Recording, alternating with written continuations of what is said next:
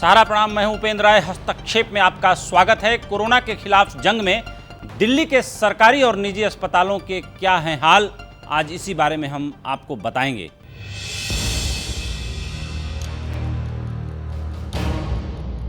देश में स्वास्थ्य सुविधाओं के लिहाज से दूसरे राज्यों और शहरों के मुकाबले राजधानी दिल्ली को ज़्यादा सुविधा संपन्न माना जाता है, लेकिन कोरोना संकट के इस पर बड़ा सवाल खड़ा कर दिया है।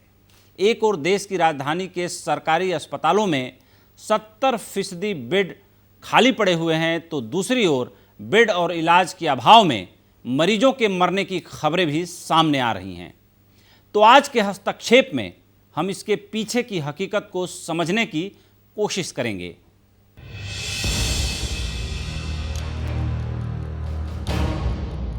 राजधानी दिल्ली में आए दिन बेड की कमी की वजह से कोरोना मरीजों के इस अस्पताल से उस अस्पताल में भटकने की खबरें देखने को मिल रही हैं।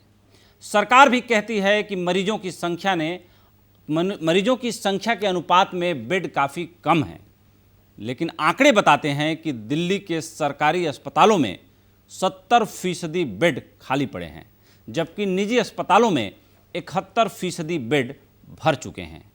तो क्या है इसकी असली वजह और मरीजों को आखिर क्यों इधर से उधर भटकना पड़ रहा है? आज दिल्ली के सभी राष्ट्रीय अखबारों की हेडलाइन भी ऐसा ही कुछ बयां कर रही है। देखते हैं एक रिपोर्ट।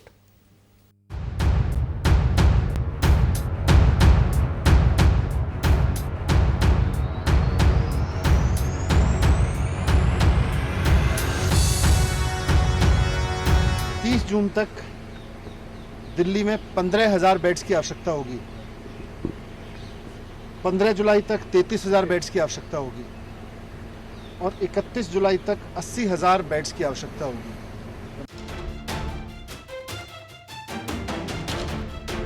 दिल्ली में कोरोना मरीजों की बढ़ती संख्या के बीच अस्पतालों में बेड की कमी की बात कही जा रही है, तो दूसरी ओर सरकारी हॉस्पिटल में कोरोना मरीजों के लिए रिजर्व 70% यानी 10 में से 7 बेड खाली पड़े हैं। इसकी बड़ी वजह सरकारी अस्पतालों में सुविधाओं और नर्सिंग स्टाफ की कमी मानी जा रही है। साथ ही सही इलाज और उचित देखभाल न होने से लोगों की जान तक जा रही है। दीनदयाल हॉस्पिटल गए थे टेस्ट कराने के लिए, बट हम वहाँ पे हमारा टेस्ट नहीं किया गया।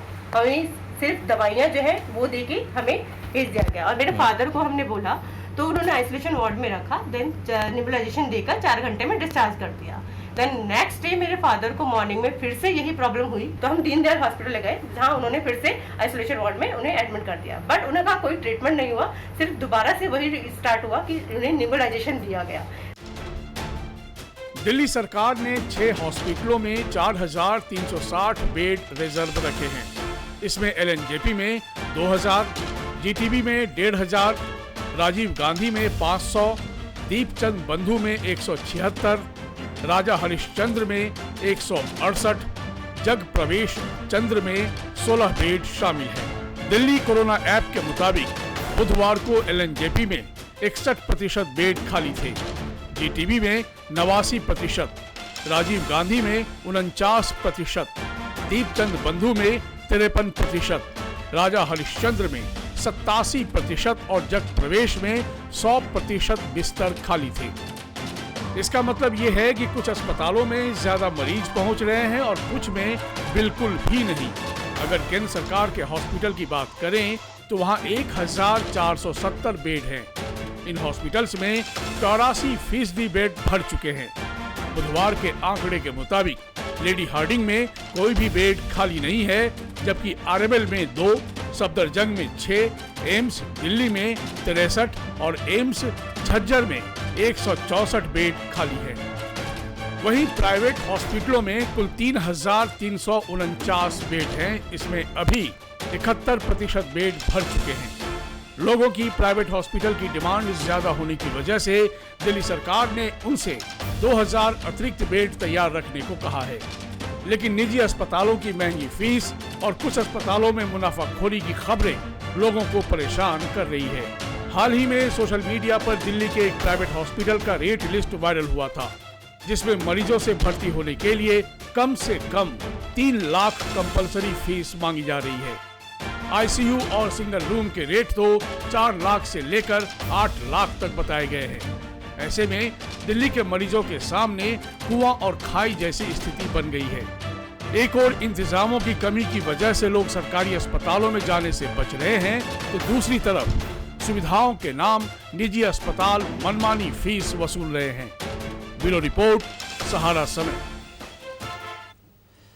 इधर दिल्ली के सरकारी अस्पतालों में बदइंतजामी की खबरों पर आम आदमी पार्टी की सरकार और बीजेपी आमने सामने हैं।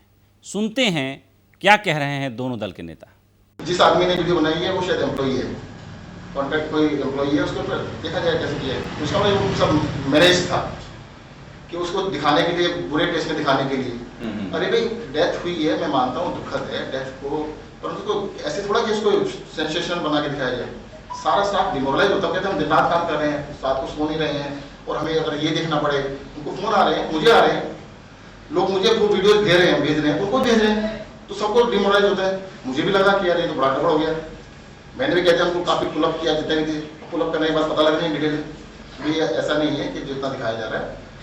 अगर कोई भी कमी है, कोई भी दिक्कत है, उसको हम बिल्कुल ठीक करेंगे। जिस तरह की वीडियो मीडिया में हम लोगों ने देखी, LNJP हॉस्पिटल जो दिल्ली सरकार का डेडिकेटेड कोविड हॉस्पिटल है, बहुत ही दुख भरी तस्वीरें, दुख भरे वीडियो, इतने दिल दहलाने वाले वीडियो देखकर वास्तव में मन बहुत दुखी हुआ है कि आखिर दिल्ली सरकार कर क्या रही है।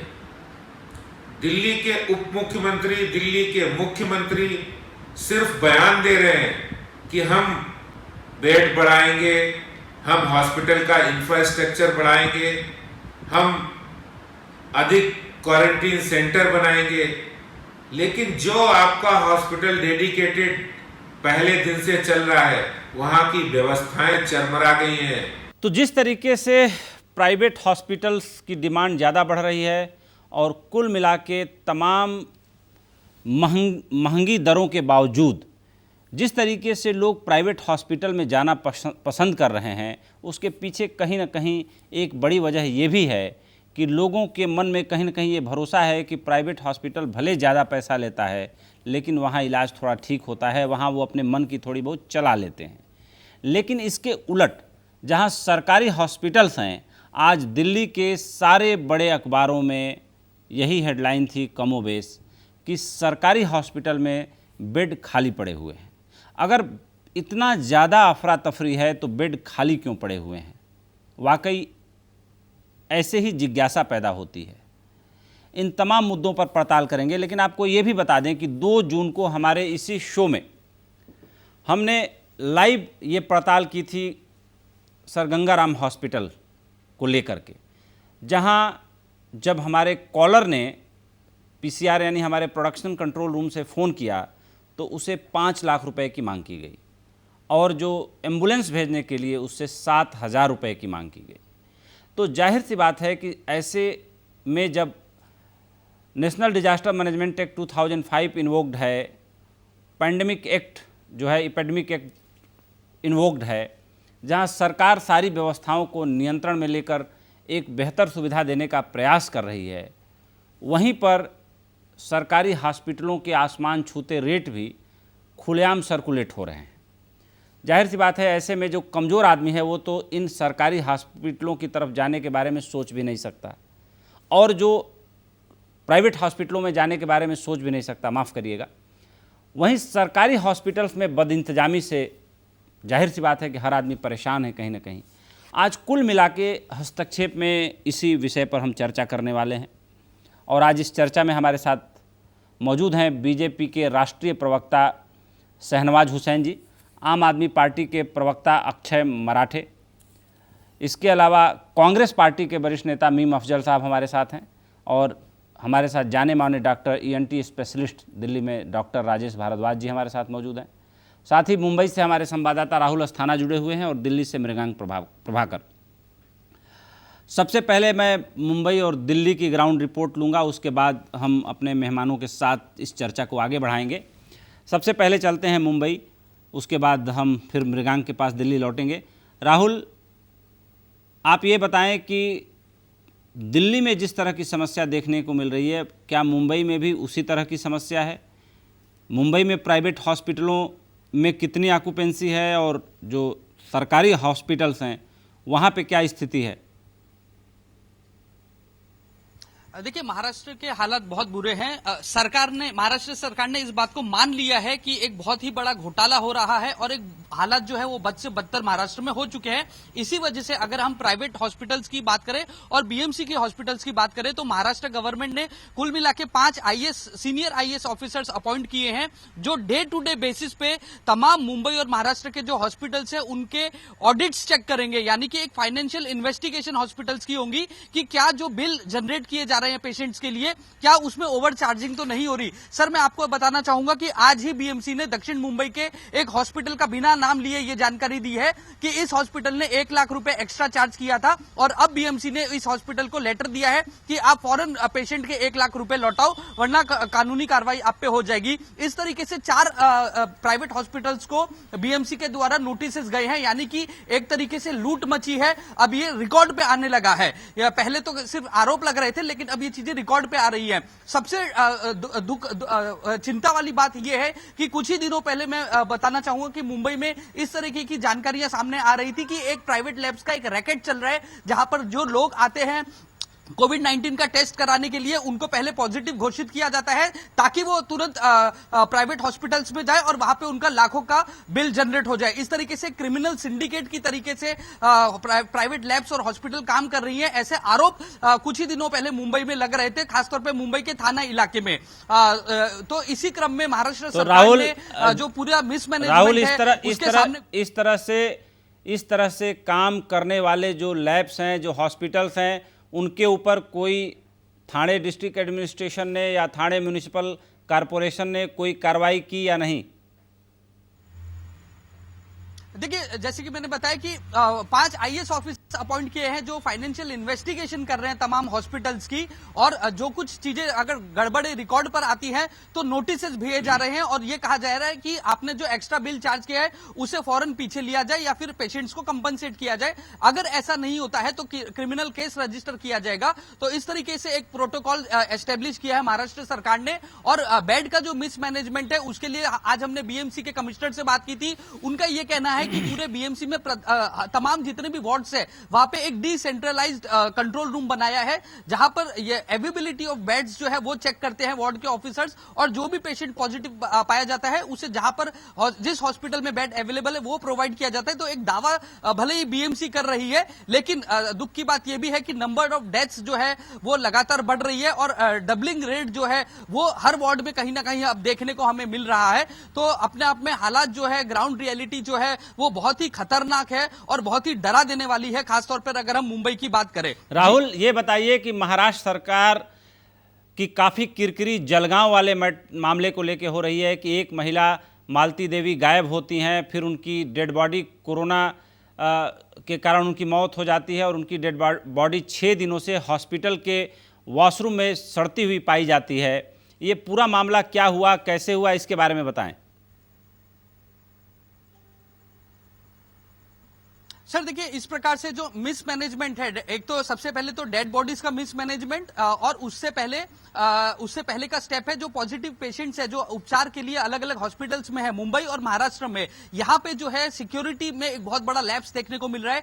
ठीक जलगांव जैसी ही घटना हमने मुंबई के कांदिवली इलाके में भी देखी, जहां पे एक बुजुर्ग व्यक्ति जो थे वो कोविड पॉजिटिव थे, उनका उपचार चल रहा था, अचानक से वो मुंबई के बीएमसी के हॉस्पिटल से गायब हो गए। आप सोचिए, किसी प्राइवेट हॉस्पिटल से नहीं बल्कि कांदिवली के बीएमसी हॉस्पिटल से, और कुछ ही दिनों बाद उनकी जो डेड बॉडी है वो रेलवे स्टेशन के पास मिली है। तो आपको भी पता है कि रेलवे चल नहीं रही है मुंबई में, इसका मतलब ये तो नहीं है कि इस व्यक्ति ने रेलवे पर जाकर सुसाइड किया, लेकिन कैसे इनकी ये रेलवे स्टेशन तक पहुंचे, वहां पर कैसे मौत हुई, इस पे अभी तक मुंबई बीएमसी ने खुलासा नहीं किया है। महाराष्ट्र सरकार ने इस पे कोई भी प्रेस नोट इश्यू नहीं किया है। तो इसका इंतजार किया जा रहा है और लगातार हम देख रहे हैं महाराष्ट्र में विपक्ष ने भी इस मुद्दे को बहुत ही मजबूती के साथ उठाया कि जो डेड बॉडीज है और जो पेशेंट्स है जो हॉस्पिटल्स में एडमिट है उनका ध्यान नहीं रखा जा रहा है, उनकी कोई सिक्योरिटी नहीं है। जलगांव की बात करें, मुंबई की बात करें, हर जगह से इस प्रकार की शिकायतें लगातार आ रही है। और सबसे बड़ी शिकायत, जो सबसे कॉमन शिकायत है, वो यही है कि लोगों को बेड्स भी नहीं मिल रहे हैं। भले ही बीएमसी बहुत दावे कर रही है, लेकिन इसके बावजूद भी वक्त पे लोगों को बेड्स नहीं मिल रहे हैं। मैंने बीएमसी के कुछ ऑफिसर से जब बात की थी तो उनका यह कहना था कि पूरी कोशिश की जा रही है कि जो मुंबई में खासतौर पे जो फील्ड हॉस्पिटल्स बनाए हैं, नेहरू प्लेनेटोरियम की बात करें, एनएससी ग्राउंड की बात करें, गोरेगांव की दहीसर टोल नाके की बात करें, जो फील्ड हॉस्पिटल्स है वहां पे आईसीयू की फैसिलिटीज देने की सरकार जो है, बीएमसी जो है वो कोशिश कर रही है, ताकि अगर बेड नहीं मिलते गवर्नमेंट और प्राइवेट हॉस्पिटल्स में, तो ये जो फील्ड हॉस्पिटल्स है तो वहां पर आईसीयू की फैसिलिटीज हो, यानी कि ऑक्सीजन की फैसिलिटी हो, वेंटिलेटर्स की फैसिलिटीज हो, तमाम ये फैसिलिटीज हो। तो राहुल, आप हमारे साथ बने रहिए, कुछ और मामलों में आपसे हम जानकारी लेंगे। सीधे चलते हैं हमारे संवाददाता मृगांक प्रभाकर के पास, जो दिल्ली से हमारे साथ जुड़े हुए हैं। मृगांक, अरविंद केजरीवाल की सरकार आम आदमी की सरकार मानी जाती है, उन्होंने अपनी पार्टी का नाम भी आम आदमी पार्टी रखा हुआ है। दिल्ली में भी आम आदमी को बहुत ज़्यादा राहत मिलती हुई महसूस नहीं हो रही है। तमाम क्वार्टर से, तमाम मीडिया से, सोशल मीडिया से रिपोर्टें आ रही हैं कि आम आदमी अगर बीमार पड़ रहा है, जिसके पास न बहुत ज़्यादा पैसा है, न बहुत ज़्यादा कैपेसिटी है खर्च करने की, उसको बहुत मुश्किलें पेश आ रही हैं। गवर्नमेंट हॉस्पिटल्स में तो उनको लिटरली कहीं प्रवेश नहीं मिल रहा है, सरकारी हॉस्पिटल में खर्च करने की उनकी हैसियत नहीं है। ऐसी स्थिति में ग्राउंड पर क्या रिपोर्ट है, आपसे सीधे जानना चाह रहे हैं। भैया जी, देखिए, जो दिल्ली में हालात हैं, बदइंतज़ामी के जो हालात हैं, मुझे आदम गोंडवी का एक बहुत पुराना शेर याद आता है। मुझे लगता है वो आज के माहौल में, दिल्ली के माहौल में सार्थक भी कहीं ना कहीं दिखाई देता है कि तुम्हारी फाइलों में गांव का मौसम गुलाबी है, मगर आंकड़े झूठे हैं और दावे किताबी हैं। तो जो दावे सरकार की तरफ से किए जा रहे हैं वो मुझे साफ तौर पे दिखाई दे रहा है वो सिर्फ किताबियों आंकड़ों का यहाँ पे दिल्ली के अंदर खेल हो रहा है। देखिए, दिल्ली सरकार का जो ऐप है उसमें साफ तौर पे जो दिखाया जाता है कि 8,945 बेड्स अवेलेबल हैं, जिसमें दिल्ली सरकार के 6 हॉस्पिटल्स हैं, जिसमें 4,000 से ज़्यादा बेड्स हैं। इसके अलावा जो केंद्र सरकार के हॉस्पिटल लगभग वो भी 4-5 है, उसमें 3,300 बेड्स हैं। इसके अलावा मंगलवार को जो बैठक हुई थी उपराज्यपाल के साथ, उसमें एक और आदेश दिया गया कि कम से कम 2,000 बेड्स की और व्यवस्था की जाए। इसके लिए 3 हॉस्पिटल्स को रोप इन किया जाना है, जिसमें गंगाराम हॉस्पिटल है, जिसमें सरोज सुपर स्पेशलिटी हॉस्पिटल मौजूद है, इसके अलावा मूलचंद हॉस्पिटल्स है। देखिए, ये तो आंकड़ा है, लेकिन जो दिल्ली के अंदर आंकड़ा है एक्टिव पेशेंट्स का वो लगभग 19,000 के आसपास है। और जो टोटल सरकारी आंकड़ा दिखाई देता है वो ये है लगभग 5% केवल ऑक्यूपेंसी की जरूरत है, कि जो कि वाकई में सीरियस पेशेंट्स हैं जिन्हें बेड्स की ज़रूरत है।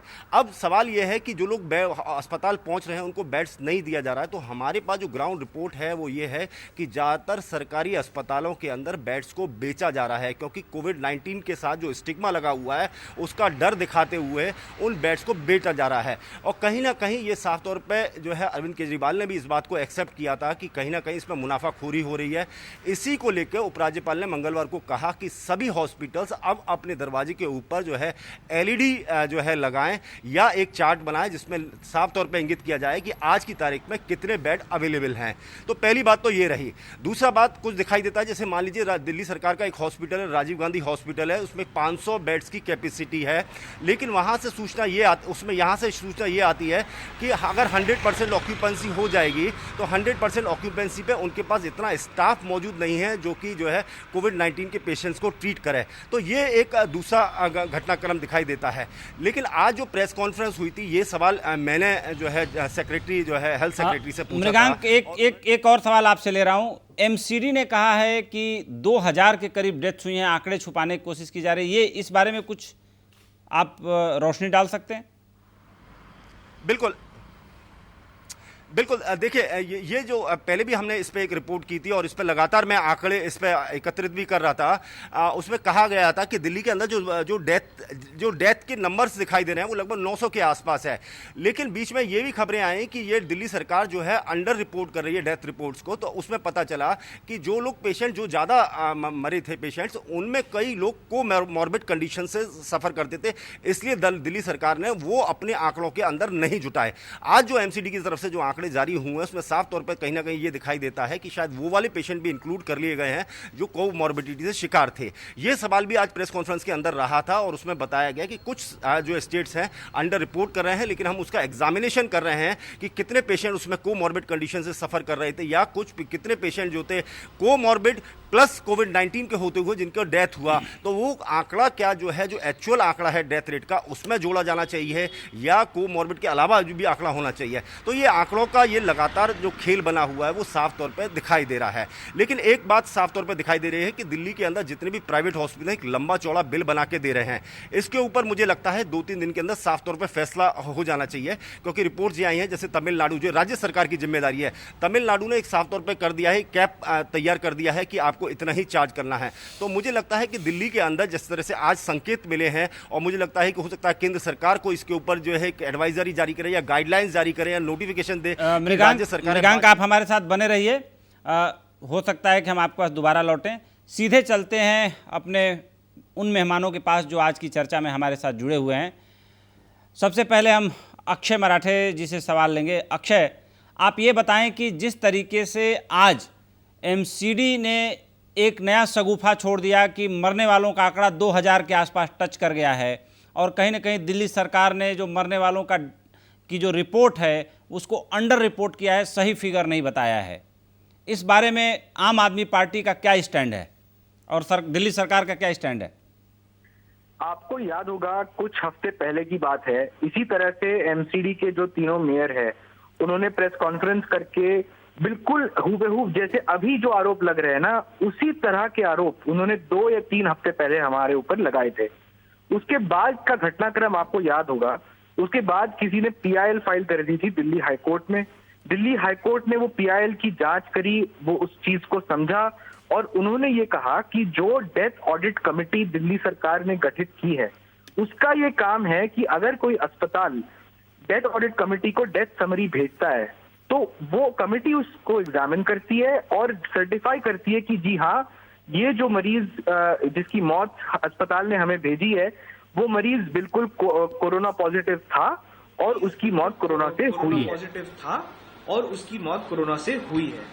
तो दिल्ली हाईकोर्ट ने इस चीज को सर्टिफाई किया हुआ है। अगर एमसीडी को दोबारा उसको चैलेंज करना है तो उनको सुप्रीम कोर्ट में जाना चाहिए, लेकिन मुझे लगता है इस बहस में पढ़ने से बेहतर ये होगा कि एमसीडी के पास 3500 बेड्स है अपने 4 अस्पतालों में। तो अगर उनको मौतों को रोकना है, और हम भी चाहते हैं मौत कम हो जाए, वो भी चाहते हैं मौत कम हो जाए, तो वो अपने बेड्स भी खोल दे, अपने अस्पताल भी खोल दे, और ना कि इसमें राजनीति करे, ना कि टीवी पे डिबेट करे, ना कि आके प्रेस कॉन्फ्रेंस करे। अपना भी तो योगदान कुछ उनको देना चाहिए, ये मेरा मानना है। बिल्कुल। दूसरी बात, आपने अपने रिपोर्ट में कही थी कि केंद्र सरकार के इतने बेड में से सारे बेड ऑक्यूपाइड है, ये आपका कहना था, और दिल्ली सरकार के बेड्स में लोग आना नहीं चाहते। लेकिन इसमें ना एक आंकड़ों का खेल है जो मैं आपको बताना चाहूंगा, आपको दर्शकों को भी जानना चाहिए। वो खेल ये है कि केंद्र सरकार के जो 4 अस्पताल है, बहुत बड़े जाने माने अस्पताल है, एम्स हो गया, सफदरजंग, आरएमएल, इनमें कुल मिलाकर 10,000 बेड्स की कैपेसिटी है। इन 10,000 बेड्स में से कोरोना के लिए केंद्र सरकार ने केवल 800 बेड रखे हुए हैं। वो सारे 800 बेड तो भरने ही हैं। आप इसमें कौन सा चमत्कार हो गया कि वो 800 बेड भर गए? उसके मुकाबले दिल्ली सरकार ने 5,000 बेड रखे हुए हैं, जिनमें से 2,000 बेड भरे हुए हैं। तो अगर कुल मिला के आंकड़े देखे जाए तो दिल्ली सरकार के अस्पतालों में आज कोरोना के ज्यादा मरीज है, ना कि कम। तो अक्षय जी, मैंने अक्षय जी मेरी बात सुनिए, मैंने ये नहीं कहा, मैंने ये कहा कि जो प्राइवेट हॉस्पिटल्स जो हैं, जितना बेड प्राइवेट हॉस्पिटल्स ने ऑफर किया है उनके 71% बेड भरे हुए हैं। प्राइवेट हॉस्पिटल्स में भी बेड खाली हैं, लेकिन गवर्नमेंट हॉस्पिटल्स, जो आपने 3 हॉस्पिटल्स का नाम लिया, हमने अपने कल के रिपोर्ट में और परसों के रिपोर्ट में यही बताया था कि इन हॉस्पिटल में बेड ज़्यादा खाली हैं, और आज जो नेशनल अखबारों की हेडलाइनें थी वे भी यही बात बयां कर रहे हैं। हमने आज जो जिक्र किया वो प्राइवेट हॉस्पिटल्स के ऊपर हमने ये अपनी रिपोर्ट दी कि 71% उनके बेड भर चुके हैं। बाकी जो बेड खाली हैं वो लोग इसलिए नहीं अप्रोच कर पा रहे हैं क्योंकि उनकी कॉस्टिंग इतनी ज़्यादा है, वो इतने महंगे हैं कि जिनको सही में ज़्यादा ज़रूरत है वो वहाँ तक अप्रोच नहीं कर पा रहे हैं, पहुँच नहीं पा रहे हैं। आपकी बात बिल्कुल सही है, मैं इस बात को मानता हूं, 100% सही बात कही आपने। लेकिन जब आप प्रतिशत में चीजों को नापते हैं तो आप उसका असली चेहरा नहीं पहचान पाएंगे, क्योंकि प्रतिशत में देखा जाए तो आपकी बात बिल्कुल ठीक है, लेकिन प्योर नंबर्स में अगर देखा जाए तो दिल्ली सरकार के अस्पतालों में 2000 से ज्यादा कोरोना के मरीज हैं। हाँ, प्रतिशत में देखा जाए तो वो हो सकता है कम हो। इसका कारण है कि हमने टोटल कैपेसिटी जो है वो 5000 की है। लेकिन आपकी जो प्राइवेट अस्पतालों की बात कही आपने, मैं पूरी तरह से सहमत हूं, हमारी सरकार उस पर काम कर रही है। आने वाले 2-3 दिनों में इस पर एक कॉम्प्रिहेंसिव पॉलिसी आपको देखने को मिलेगी, जिसमें सबसे महत्वपूर्ण बात जो हम करने जा रहे हैं, हम ये नहीं कहेंगे कि मैक्स अस्पताल और बत्रा अस्पताल ये दोनों एक लेवल पे आके एक ही रेट शीट अपनाएं, हम ये बिल्कुल नहीं कहेंगे। हम ये कहेंगे कि जो भी ट्रांसपेरेंसी से आपका रेट शीट है वो आप जनता के सामने रखिए, लेकिन इससे ज्यादा एक पैसा भी वो ना चार्ज कर पाए, क्योंकि उसी को ब्लैक मार्केटिंग कहेंगे हम, उसी को हम कहेंगे मुनाफाखोरी। कि जब सबसे ज्यादा जरूरतमंद व्यक्ति उनके दरवाजे पर पहुंचे तो वो कहेंगे कि अगर आप इतने पैसे जमा नहीं करेंगे तो हम आपको भर्ती नहीं करने देंगे। इस तरह का जो बर्ताव है इसको हम कतई बर्दाश्त नहीं करेंगे और इस पर बहुत स्ट्रिक्ट एक्शन लिया जाएगा। और मैं आपको आश्वासन देना चाहता हूं, अगले 2 दिन के अंदर ये पॉलिसी आ जाएगी। बहुत बेहतर। सीधे चलते हैं शहनवाज हुसैन जी के पास। शहनवाज जी, 2-3 बड़े मुद्दे हैं। पहला मुद्दा यह है कि नेशनल हेल्थ इमरजेंसी डिक्लेयर करके एक यूनिफाइड पॉलिसी बना के, जिस तरीके से national disaster management act 2005 invoke करके संपूर्ण लॉकडाउन किया गया और मिनिस्ट्री ऑफ होम अफेयर्स ने उस लॉकडाउन को पूरे तरीके से सुपरवाइज किया कंट्री लेवल पे, आपको नहीं लगता कि अब वो वक्त आ गया है कि जो संपूर्ण लॉकडाउन के बाद का जो फेज है वो लोगों की सेहत को और लोगों की जान बचाने की दिशा में एक नई पहल करने की ज़रूरत है, और वो अधिकार, वो कानूनन जो पावर कह सकते हैं, जो ऑथराइजेशन कह सकते हैं, वो भारत सरकार के ही पास है। एक तो ये कि नेशनल हेल्थ इमरजेंसी सरकार ने क्यों नहीं घोषित की, जबकि वर्ल्ड लेवल पे WHO ने इसे घोषित किया। आपदा तो जरूर आपने घोषित किया, लेकिन नेशनल हेल्थ इमरजेंसी घोषित करने से जाहिर सी बात है कि हॉस्पिटल्स का, मेडिकल इंफ्रास्ट्रक्चर का तमाम एडमिनिस्ट्रेशन जो है वो सीधे सीधे सरकार के हाथ में रहेगा और राज्य सरकारें उसमें सहयोगी रहेंगी। दूसरी बात कि MCD ने जो आज रिपोर्ट जारी किया है, दिल्ली सरकार के ऊपर सीधे सीधे आरोप लगाया है कि 2000 से ज़्यादा लोग कोरोना से मरे हैं और दिल्ली सरकार ने डेटा को छुपाया है। इन दोनों बिंदुओं के ऊपर शहनवाज जी, मैं आपकी राय और जाहिर सी बात है कि सरकार की मंशा जानना चाहता हूं कि इसमें, या आप आगे आकर सरकार को क्यों नहीं सुझाव देना चाहेंगे कि अगर इस तरीके से किया जाए तो पूरे कंट्री में, क्योंकि अब कोरोना लगातार मल्टीप्लाइड हो रहा है, लगातार तेजी से बढ़ रहा है और कम्युनिटी स्प्रेड हो चुका है, ऐसा डॉक्टरों का कहना है, लेकिन सरकार का कहना है, हेल्थ मिनिस्ट्री का आज भी बयान आया ज्वाइंट सेक्रेटरी लव अग्रवाल का कि अभी कम्युनिटी स्प्रेड नहीं हुआ है। तो इन 2 बिंदुओं पर आप क्या बताना चाहेंगे हमारे दर्शकों को और जो आज टीवी चैनल देख रहे होंगे उनको? देखिए उपेंद्र जी, आपकी आज हित में आने का सभी यही है कि दिल्ली में और देश में जो कोरोना के मरीज की तादाद बढ़ रही है जी, ये अब सियासी सवाल नहीं है, पूरे राष्ट्र का सवाल है। इस पे सियासत का स्कोर जो है वो अब नहीं करना किसी को। आप जानते हैं कि दिल्ली सरकार ने कुछ फैसले किए थे जिसलिए 2-3 दिन काफी कंफ्यूजन रहा दिल्ली के अंदर। मैं 1986 से दिल्ली में रहता हूँ, बिल्कुल, और मैं दिल्ली को जानता भी हूँ, लेकिन कई जो लोग हैं वो दिल्ली में आधार कार्ड, वोटर लिस्ट सब बाहर रहता है, लेकिन बड़ी तादाद में लोग दिल्ली में रहते हैं। दिल्ली दिल वालों का कहा जाता है। मीम अफजल साहब तो वॉल सिटी के ओरिजिनल दिल्ली वाले हैं, जो वॉल सिटी होती थी उसके हैं, और दिल्ली में बहुत से लोग आकर बसे और ये शहर भी बहुत बड़ा है, दिल बड़ा है। हरियाणा के रहने वाले को, गाजियाबाद में जो निवासी थे उसको दिल्ली ने अपना मुख्यमंत्री बनाया, तो समझिए कितने बड़े दिल के लोग दिल्ली के लोग। वो उस वक्त ये सब नहीं देखते, वो बड़े दिल से काम करते हैं। लेकिन दिल्ली में 2 दिन कंफ्यूजन रहा कि कौन से मरीज होने चाहिए, कौन नहीं होने चाहिए। एलजी साहब को बहुत शुक्रिया कि उन्होंने ये कंफ्यूजन को दूर किया। अब ये देखे, दिल्ली में एक चीज और गलती हुई है कि जो पहले लैब खोले गए थे जहां पर लोग टेस्ट कराते थे, टेस्ट कराने कौन जाएगा? टेस्ट कराने वही जाएगा जिसको बहुत सिम्टम लगेगा, वही लोग जाते थे। उसको भी इन्होंने बंद करने का काम किया। उसके बाद दूसरी बात ये हुई कि इन्होंने जो कंफ्यूजन था वो खत्म हुआ। आज एलएनजेपी में ठेले पर लोगों को लाश ले जाते हुए देखा। दिल्ली में अब दिल्ली की हालत ये है कि दिल्ली में हर जो टेस्ट है 100 टेस्ट में करीब 29.56 पॉजिटिव केस निकल रहे हैं जो सिम्टम वाले जा रहे हैं। फिर दिल्ली में जो 1 से 7 जून कब में करीब 311 से ज्यादा मौत हो गई। दिल्ली में 10 जून से दिल्ली में करीब 12,966 मरीज कोरोना पॉजिटिव आए हैं। 10 जून का अगर मौत का आंकड़ा लें तो 32 मिनट में करीब 1 मौत हो रही है और दिल्ली में हर 1 मिनट में 2 से ज्यादा लोग कोरोना संक्रमित आ रहे हैं।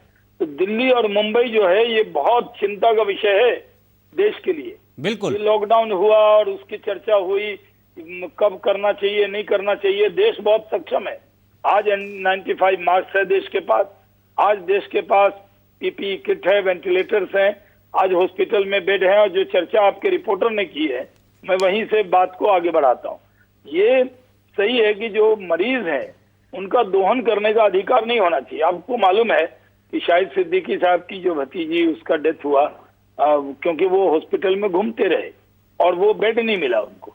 दिक्कत ये हुई कि जब कोरोना से लोग बहुत पीड़ित होते हैं तो आप ही के प्रोग्राम में डॉक्टर के अग्रवाल आए थे और उन्होंने कहा था कि ऑक्सीजन की कमी नहीं होनी चाहिए। जब आपको सीवियर संक्रमण हो जाए तो ऑक्सीजन की कमी नहीं होनी चाहिए और कहा कि हर किसी को ऑक्सीजन सिलेंडर लेके रखना चाहिए।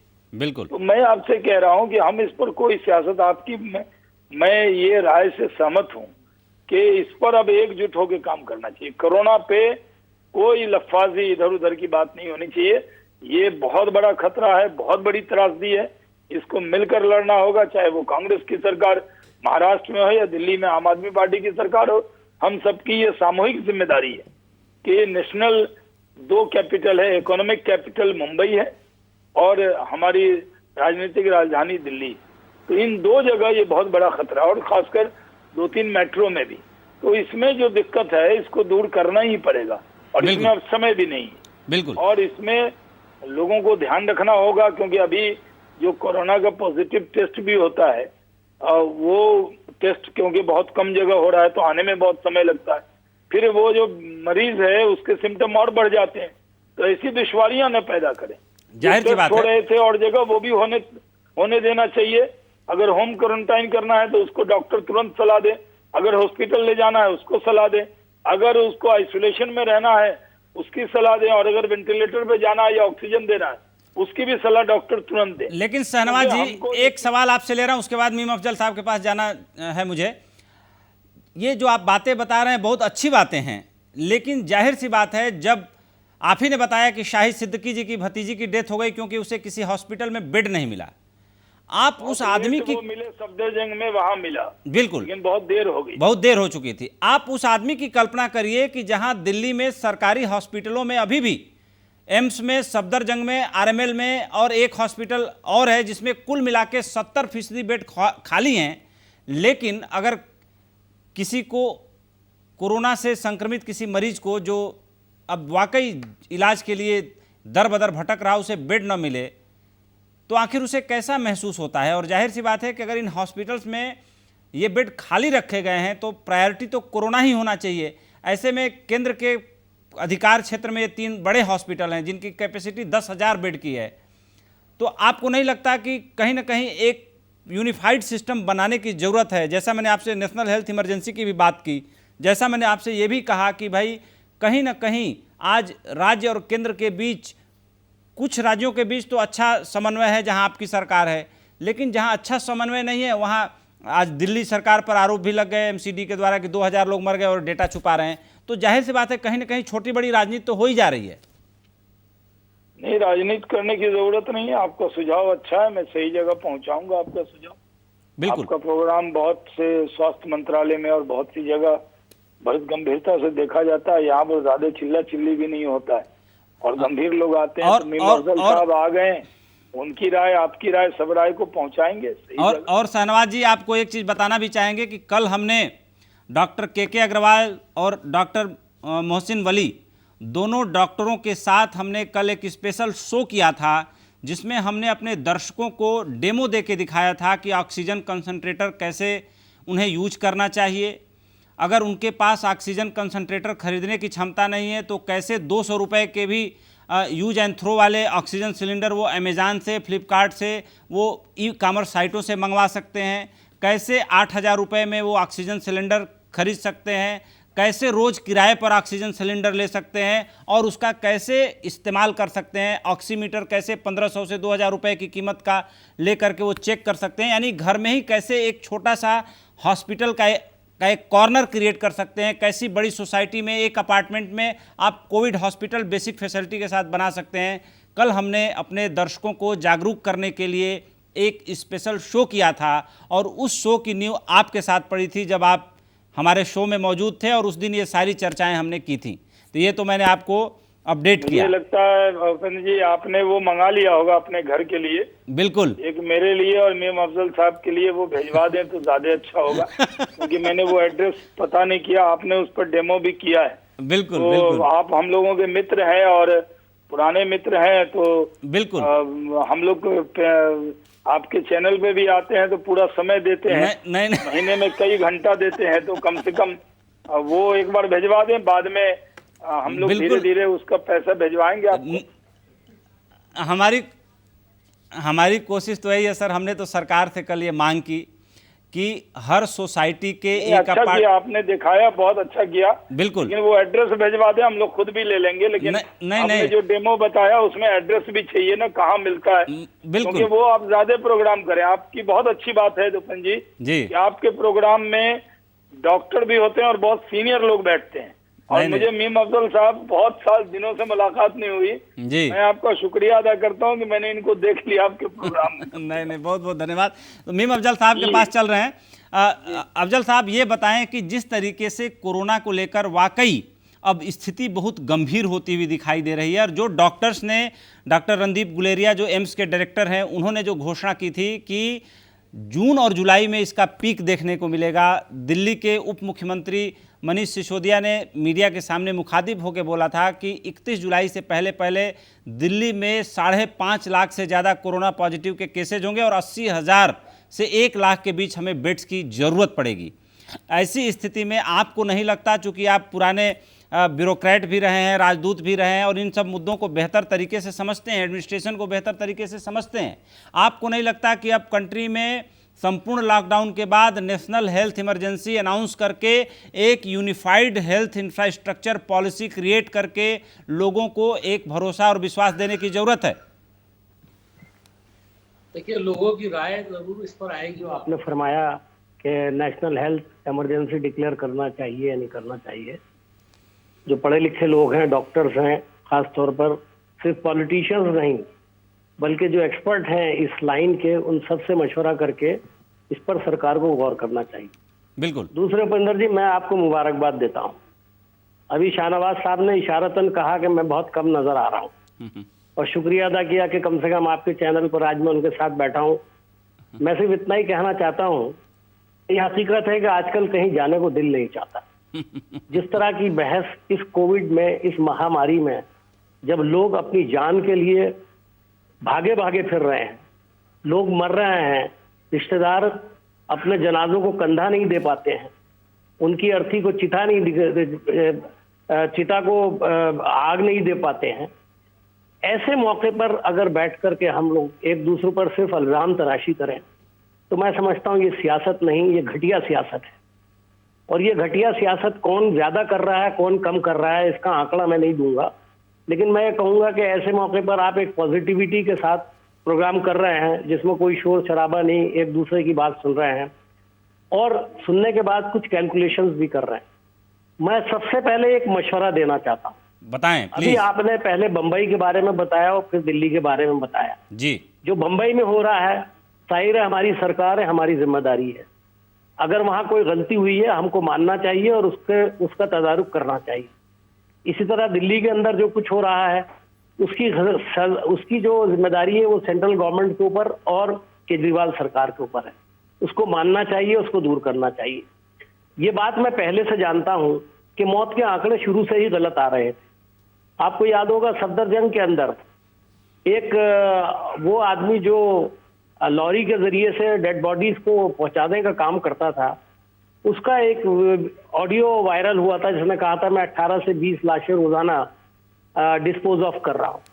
और उसने खुद ही ये कहा था कि उसने पिछले 8-10 दिन के अंदर 200-250 लाशें जो हैं 200-250 लाशें जो हैं वो 2,500 लाशें जो हैं वो 2,000 से 2,500 लाशें जो हैं वो उसने डिस्पोज ऑफ की हैं। बहरहाल वो जो भी था, उससे एक बात साफ जाहिर हो रही थी कि जो आंकड़ा सरकार बता रही थी और जो वो शख्स कह रहा था, पता नहीं वो उसकी इंक्वायरी होनी चाहिए थी, केजरीवाल सरकार को चेक करना चाहिए था कि वो झूठी थी या सही थी, लेकिन वो दिल्ली में बहुत फैला और उससे लोगों में एक तासुर हुआ कि आंकड़े सही नहीं आ रहे हैं।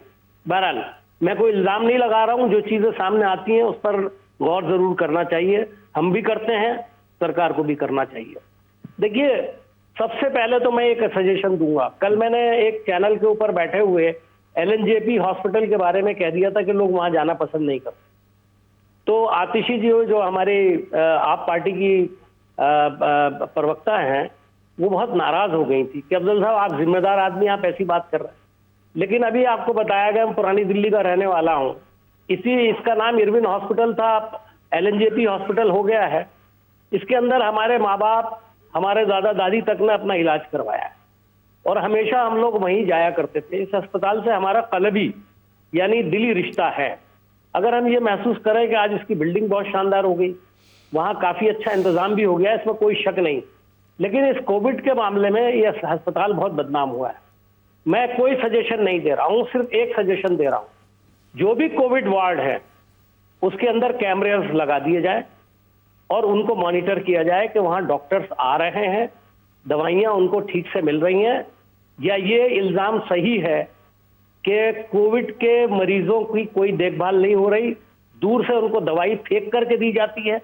अगर उन्हें बाथरूम जाना होता है, जैसे मुंबई में हुआ, आपने देखा कि अभी महाराष्ट्र के अंदर जो आपने बताया जलगांव के अंदर, तो आज मैंने उसको पढ़ा तो मेरा दिल रोने लगा।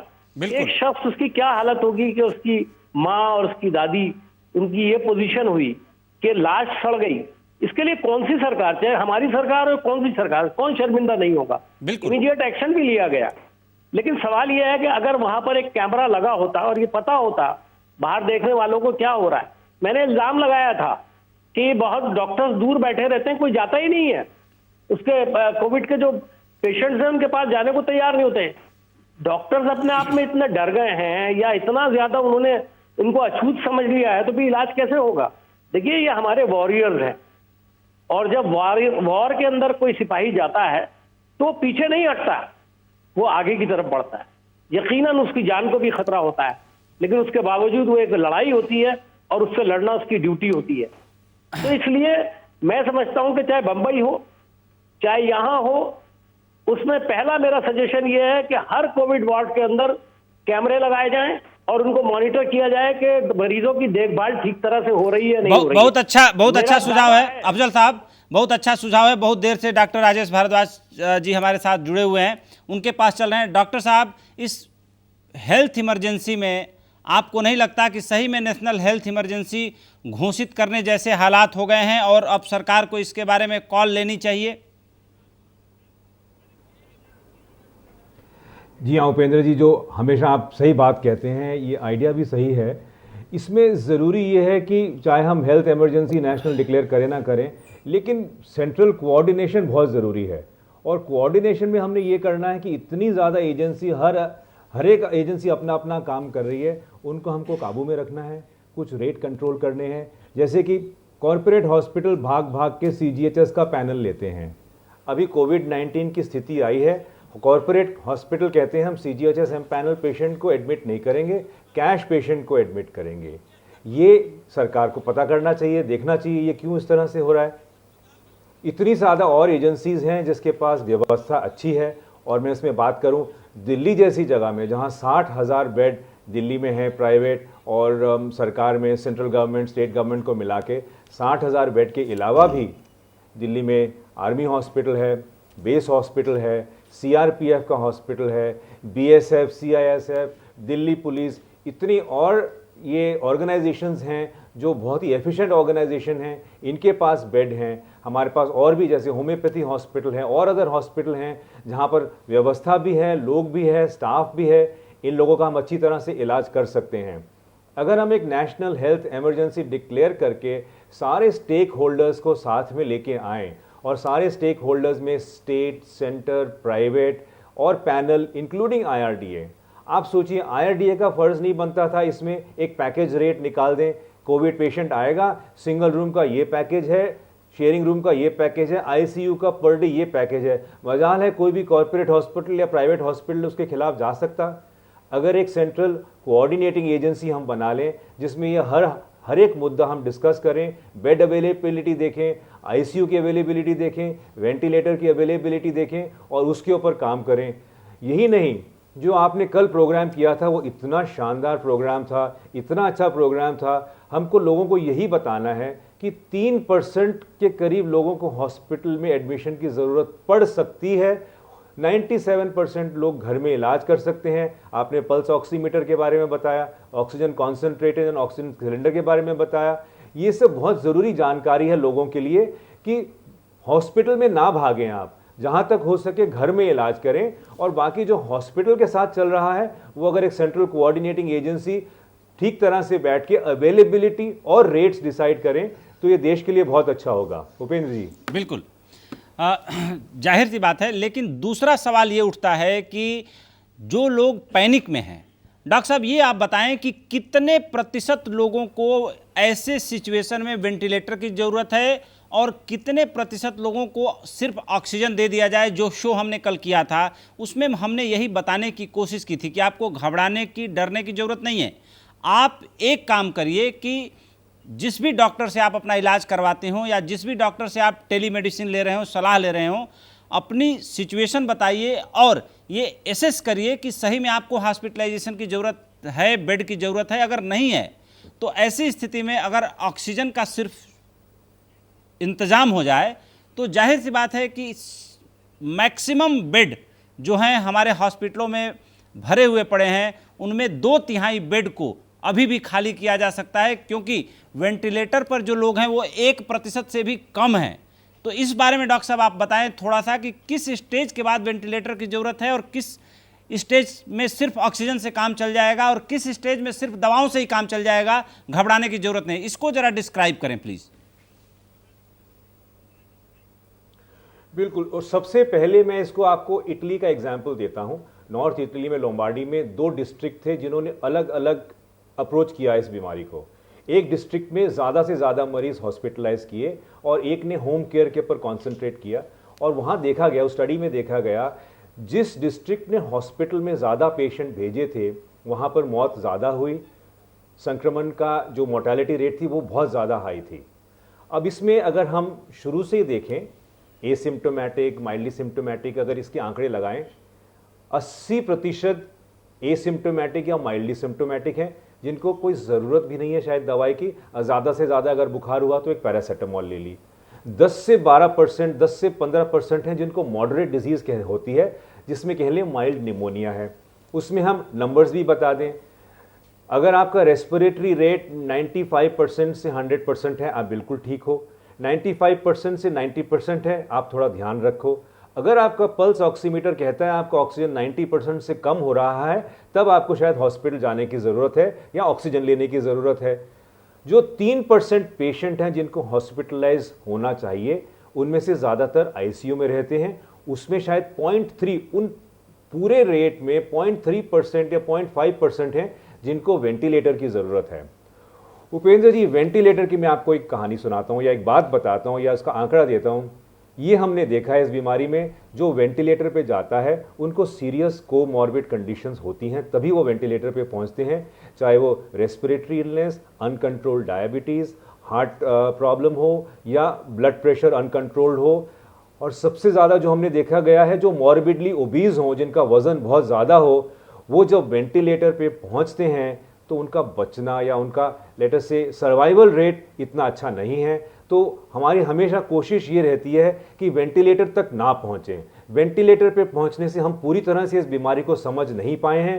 क्या पता वेंटिलेटर और पॉजिटिव प्रेशर वेंटिलेशन से शायद लंग को डिस्ट्रक्शन और हो, चाहे वो हम साइटोकाइन रिएक्शन शुरू कर दें, शायद वो शरीर और ज़्यादा बीमार हो जाए वेंटिलेटर की वजह से। इसलिए वेंटिलेटर तक ना जाएं वही ठीक है, और वेंटिलेटर तक जाने के लिए 0.3 to 0.5% of total population. Doctor साहब एक और बड़ा बेसिक सा सवाल आपसे ले रहा हूं।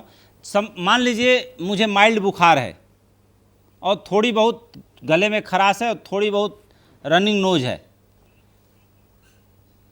मान लीजिए मैं डर रहा हूं कि कहीं मुझे कोविड पॉजिटिव ना हो जाए। हाइपोथेटिकल ये सवाल आपसे पूछ रहा हूं।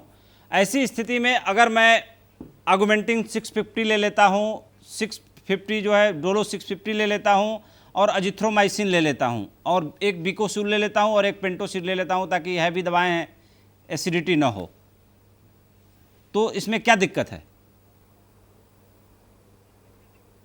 अरे उपेंद्र जी, दवाइयों के नाम आप अपने दर्शकों को मत बताइए, वो कल खरीदने चले जाएंगे मार्केट में और इलाज करना शुरू कर देंगे। ये वायरल डिजीज है जी। वायरल डिजीज में ऑगमेंटिन का कोई रोल नहीं है जी। एजिथ्रोमाइसिन का रोल इसलिए पाया गया क्योंकि एजिथ्रोमाइसिन एक्चुअली एक एंटी इन्फ्लेमेटरी एक्शन होता है एजिथ्रोमाइसिन का, और एजिथ्रोमाइसिन को हाइड्रोक्सीक्लोरोक्विन के साथ जब उन्होंने ऐड किया तो उन्होंने देखा कि इसका असर वायरल लोड रिडक्शन में असर करती है। हम बिल्कुल नहीं चाहेंगे कि कोई हाइड्रोक्सीक्लोरोक्विन या एजिथ्रोमाइसिन या कोई भी एंटीबायोटिक ले, क्योंकि वो सिम्टोमेटिक रिलीफ में नहीं आता है। सिम्टोमेटिक रिलीफ में आता है जो सिम्टम हो उसका इलाज जी। पैरासीटामोल बुखार के लिए, बर्दन दर्द के लिए ठीक है, गला खराब है आप गरारे करें, खांसी है सिंपल सी ओवर द काउंटर जो कफ सिरप मिलती हैं, कफ सप्रेशन सिरप मिलती हैं वो लें, आराम करें, अपने आप को हाइड्रेट करें, अच्छा सा न्यूट्रिशन रखें, क्योंकि आप होम आइसोलेशन में हो, बाकी के अपने फैमिली मेंबर्स को दूर रखें, उनका बचाव रखें। और इस स्थिति में हम चाहते हैं कि आप N95 मास्क पहनें। नॉर्मल लोगों को हम नहीं कहते आप 3 प्लाई मास्क या कॉटन मास्क पहन सकते हैं, लेकिन जिस घर में संक्रमण है और वो होम आइसोलेशन में है तो पेशेंट को और पेशेंट के केयर गिवर को सबको हम रेकमेंड करते हैं कि आप N95 मास्क पहनिए और सर्फेसेस को अच्छी तरह से डिसइंफेक्ट करिए और पॉजिटिव एटीट्यूड रखिए, और जहां तक हो सके अस्पताल जाने की बात मत करिए। डॉक्टर साहब आप हमारे साथ जुड़े रहिए, आपने बहुत काम की बातें बताई। सीधे चलते हैं आम आदमी पार्टी के प्रवक्ता अक्षय मराठे जी के पास। अक्षय जी, कुल मिलाकर के जो व्यवस्थाएं सामने आ रही हैं, ऐसे में आपने बताया कि जो दिल्ली सरकार के जो बेड्स हैं उसमें करीब 5000 बेड्स में से करीब 2000 बेड्स आप लोगों ने कोविड के लिए डिजिग्नेट करके रखा है। वो सारे बेड कोविड पेशेंट से भरे हुए हैं। जाहिर सी बात है कि और कैपेसिटी आप बढ़ा ही रहे हैं। ऐसी स्थिति में जब दिल्ली में कोई आदमी बेड पाने के लिए भटकता है तो अल्टीमेट रिस्पॉन्सिबिलिटी दिल्ली सरकार की ही फिक्स होती है, क्योंकि जाहिर सी बात है जो स्वास्थ्य विषय है, सब्जेक्ट है, जो आदमी दिल्ली में रहता है दिल्ली सरकार के दायरे में आता है। ऐसी स्थिति में ये व्यवस्था क्यों नहीं की जा रही है कि अगर कोई आदमी SOS कॉल करना चाहता है तो कोई ऐसा नोडल अफसर हो जो आम कॉल ना करे, लेकिन अगर कोई पेशेंट वाकई बहुत सीरियस है, उसकी कोई सीरियस रिपोर्ट है, सीरियस सिम्टम है, उस पर वीडियो अपलोड कर दे, कुछ ऐसी चीज़ें कर दे ताकि सरकार भी, मैं अरविंद केजरीवाल जी को एक बहुत ही संवेदनशील मुख्यमंत्री मानता हूं और मुझे पता है कि अरविंद केजरीवाल जी के सिस्टम को पता चले कोई आदमी मर रहा है, उसे बेड नहीं मिल रहा है, तो जाहिर सी बात है कि वो बेड की व्यवस्था कराएंगे। और ऐसी स्थिति में केंद्रीय स्वास्थ्य मंत्री हर्षवर्धन जी की भी मानता हूँ, वो भी बहुत संवेदनशील व्यक्ति हैं, मैं व्यक्तिगत रूप से उनको जानता हूँ। लेकिन आए दिन ऐसी खबरें अखबारों में मिल रही हैं कि बेड नहीं मिला, आदमी मर गया। शाहिद सिद्दीकी जी राज्यसभा के सांसद रहे हैं, उनकी भतीजी को लेट बेड मिला। तो आप सोचिए कि आम आदमी के क्या हालात हैं दिल्ली में। थोड़ा इस बारे में क्या कुछ सोचा जा रहा है? जो आप पॉलिसी बता रहे हैं कि 2 दिन के अंदर कोई पॉलिसी दिल्ली सरकार घोषित करने वाली है, उस बारे में कुछ हल्का सा बताएं, क्योंकि जनता से जुड़ी बात है तो जनता को पता चलनी चाहिए। उपेंद्र जी, पहले तो मैं आपको बहुत बहुत बधाई देना चाहता हूं मुख्यमंत्री जी की तरफ से, क्योंकि जो इन्फॉर्मेशन अभी आपके चैनल के जरिए लोगों तक पहुंची है, खासकर होम आइसोलेशन के बारे में, वो बहुत जरूरी थी। क्योंकि हम जिस समस्या से जूझ रहे हैं इस समय, वो एक अजीब तरह की समस्या है। जैसे ही किसी को पता चलता है कि उसका कोविड रिपोर्ट पॉजिटिव आया है, उनको लगता है कि अब उनको तुरंत अस्पताल पहुंच जाना चाहिए और उनको तुरंत अस्पताल में भर्ती मिलनी चाहिए। लेकिन असलियत जो अभी डॉक्टर साहब ने बताई है वो बहुत जरूरी है कि ज्यादा से ज्यादा लोगों तक वो पहुंचे। मैं समझता हूं कि अगर सारे चैनल आपके तरह इस तरह के प्रोग्राम करें तो बहुत सरकारों का भी फायदा होगा और लोगों का भी। दूसरी बात जो आपने कही कि किस तरह से हम लोगों की मदद कर सकते हैं, SOS कॉल के लिए हमारी क्या अभी सिस्टम बना हुआ है, तो मैं आपको बताना चाहूंगा, मैं एक्चुअली इस प्रोसेस में काफी जुड़ा हुआ हूं तो मैं जानकारी रखता हूं इस चीज की। आज की डेट पे अगर अभी भी आपके रिपोर्टर हो या जो भी आपके जानकार हो जिनको बेड की जरूरत है, जिन्होंने दिल्ली कोरोना ऐप पर देखा है कि भाई इस अस्पताल में इतने बेड खाली दिखा रहा है लेकिन उसके बावजूद अस्पताल कहता है कि हम भर्ती नहीं करवा सकते आपकी, तो आप 1031 ये हमारी हेल्पलाइन नंबर है, आप तुरंत फोन करिए। उसमें जो सबसे पहला ऑप्शन है, 1 नंबर का जो ऑप्शन है, वो ऑप्शन है इसी के लिए कि बेड्स की अगर किसी को समस्या है तो तुरंत 1 नंबर दबाने पर दिल्ली सरकार की जो प्रतिनिधि है, सहायक प्रतिनिधि है, वो तुरंत फोन उठाते हैं, वो नोंद ले लेते हैं उस चीज की। और हमारी टीम है 15 से 20 लोगों की जो पूरे दिन 24 घंटे एक केस को लेकर उनको फोन करके उनके पास पहुंच के उनकी मदद करने की पूरी कोशिश करते हैं। मैं इसके बावजूद ये कहना चाहूंगा कि हो सकता है कुछ लोग इससे भी छूट जाते हो सकता है कुछ लोगों को इसके बावजूद दिक्कत होती हो, लेकिन ये सिस्टम परफेक्ट अभी नहीं है। हम कोशिश कर रहे हैं इसको परफेक्ट करने की। अक्षय जी, हम सीधे शहनवाज जी आने वाले दिनों में इसको हम और बेहतर बनाएं। समय की कमी है, सीधे शहनवाज जी के पास चलते हैं। शहनवाज जी, आप कुछ कहना चाह रहे थे? जिम्मेदार लोगों को जिम्मेदारी निभानी चाहिए। देखिए, डॉक्टर साहब ने जो आपने सलाह दी है, ऐसे मुझे नहीं पता, आप मेडिकल से जुड़े हुए डॉक्टर हैं, लेकिन आप डॉक्टर हो गए हो बहन जी। आप डॉक्टर की तरह ही सलाह दे रहे हैं और आपके प्रोग्राम को लोग देख रहे हैं। और मेरे खुद brother in law Rajesh Sharma Covid में माइल्ड पॉजिटिव थे, तो मैं पैनिक हो सकता था जी। लेकिन डॉक्टर से सलाह लिया तो फोन किया, डॉक्टर ने कहा कि नहीं बहुत माइल्ड है, घर में रहें, आइसोलेशन में रहें और जो दवा उनको डॉक्टर बताए वो खाएं। तो कई बार ऐसा होता है कि लोग दबाव में आते हैं कि साहब बुखार आ गया तो तुरंत हॉस्पिटल की तरफ भागो। तो जो सारा समय देख रहे हैं, मेरी गुजारिश है अफजल साहब की तरफ से और पूरे पैनल की तरफ से कि आप सब पैनिक में ना आए, डॉक्टर की जो सलाह हो उसको माने और ये माने कि आप हॉस्पिटल जाएंगे, जिनको जरूरत हो उन्हीं को जाना चाहिए, बिल्कुल। जिनको जरूरत नहीं हो उनको नहीं जाना चाहिए। उनको अगर कई लोगों को पॉजिटिव आता है, कई लोगों को बहुत सीवियर होता है, कई लोगों को बहुत, क्योंकि ये बीमारी ऐसी है जो बहुत लोगों को लगनी है, इसलिए इससे घबराना भी नहीं है। जो डॉक्टर वली एक प्रोग्राम में थे वो कह रहे थे कि इसमें ये डरना नहीं है, इससे लड़ना है। बिल्कुल, कोरोना से डरना नहीं, कोरोना से लड़ना। समय की सीमा है शहनवाज जी, मैं यहीं पर अपने सभी मेहमानों को दिल की गहराइयों से धन्यवाद करता हूं और जाहिर सी बात है कि आज हस्तक्षेप में हम अब आगे बढ़ते हुए अपनी एकदम आखिरी समय सीमा तक पहुंच चुके हैं। कोरोना संकट को लेकर प्रधानमंत्री नरेंद्र मोदी लगातार देशवासियों का हौसला बढ़ा रहे हैं और कारोबारियों को भरोसा दिला रहे हैं कि इस मुश्किल के वक्त में सरकार उनके साथ खड़ी है। इंडियन चैम्बर ऑफ कॉमर्स के 95वें सालाना कार्यक्रम में उन्होंने एक बार फिर कोरोना संकट को अवसर में बदलने की बात कही, यानी आपदा को अवसर में बदलने की बात कही। उन्होंने कहा कि इस समय ICC के सदस्यों और करोड़ों देशवासियों के चेहरे में मैं एक नया विश्वास और आशा देख रहा हूं। पूरा देश इस संकल्प से भरा हुआ है कि इस आपदा को अवसर में बदलकर भारत को आत्मनिर्भर बनाना है। इससे पहले प्रधानमंत्री ने 2 जून को वीडियो कॉन्फ्रेंसिंग के जरिए CII यानी भारतीय उद्योग परिसंघ की AGM में भी भाग लिया था। PM मोदी ने कहा था कि एक राष्ट्र के रूप में इच्छा शक्ति हमारी बहुत बड़ी ताकत है। मुसीबत की एक ही दवाई है और वह है मजबूत इरादा यानी मजबूती। उन्होंने कहा कि यह समय अवसर को पहचानने का है, खुद को आजमाने का है और नई बुलंदियों की ओर जाने का है। यह अगर सबसे बड़ा संकट है तो हमें इससे सबसे बड़ी सीख लेते हुए इसका पूरा लाभ उठाना चाहिए।